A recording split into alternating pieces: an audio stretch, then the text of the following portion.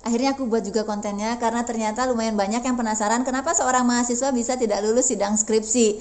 Nah, saat sidang nanti penguji dan pembimbing itu sudah memegang pedoman penilaian. Ini beda-beda di setiap kampus, namun umumnya adalah yang dinilai presentasi, terus substansi dan teknik penulisan setiap bab, lalu kemampuan menjawab pertanyaan dan juga etika akademik ya. Nah, kategori tidak lulus itu ada 3 ya biasanya. Kalau di prodi kami itu juga pengumumannya nggak langsung disebut tidak lulus ya, tapi disebutkan sidang ditunda, sidang diulang, atau judisium ditunda. Nah, untuk yang sidangnya ditunda, ini saya ceritanya pengalaman aja ya selama 12 tahun menguji. Pernah tuh ada mahasiswa yang 2 pengujinya menolak untuk menyidang dan meminta sidang ditunda karena kelengkapan berkas. Jadi berkas yang dikirim ke penguji tidak ada abstrak, tidak ada daftar pustaka, lalu juga tidak ada lampiran pengolahan nilai yang penting banget untuk dilihat gitu loh ya. Kalau nggak lengkap gitu nggak langsung minta ditunda kok, pengujinya biasanya akan ngontak pembimbingnya. Ini anakmu nggak lengkap nih, suruh dong dia lengkapin gitu. Waktu itu sudah diminta, tapi sampai hari H sidang meskipun mahasiswanya sudah datang, pengujinya menolak waktu itu karena yang bersangkutan tidak bisa melengkapi gitu. Jadi di sidang seminggu kemudian ketika sudah lengkap.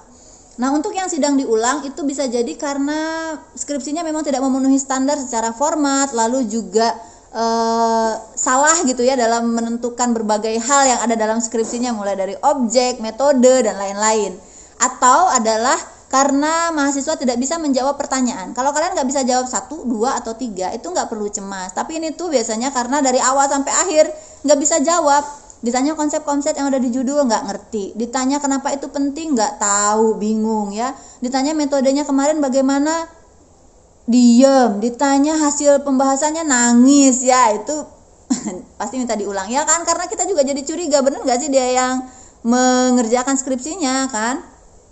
Nah, berikutnya adalah yang judisium ditunda itu biasanya karena ada revisi yang harus dilakukan. Jadi dia tidak bisa diumumkan bahwa lulus sampai revisi itu dilakukan, tapi nggak perlu disidang ulang. Jadi nanti cuma berpakaian jas rapi tapi pengumuman aja lulus gitu ya.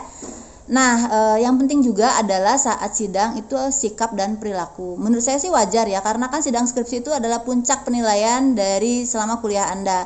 Dan kuliah itu bukan hanya transfer of knowledge, tapi juga ada transfer of value. Jadi biasanya kalau ada sikap yang kurang berkenan baik selama sidang ataupun akumulatif selama masa bimbingan, ya karena pembimbing itu nilainya nanti presentasinya besar banget ya, 60%-an.